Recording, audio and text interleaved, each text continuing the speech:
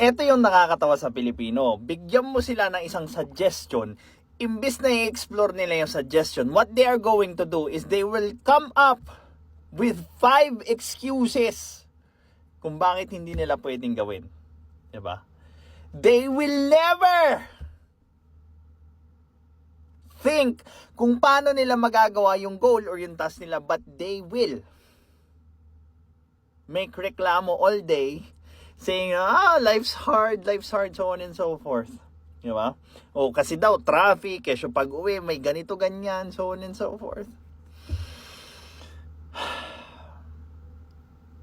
Ito lang alam ko na naman may sasabihin na naman kayo after nito eh.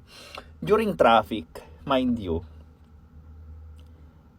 nakikinig ako ng audiobook. That's one way for me to keep my learnings updated. Diba?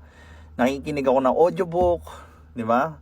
If I wanted to be updated on politics, ginagawa kong podcast, yung live stream ni Atty. Libayan, you can learn while in traffic. And I'm sure meron na naman kayong dahilan after nito. And that's why most Filipinos who adopted your mindset will not be able to uplift their lives because they are so full of excuses.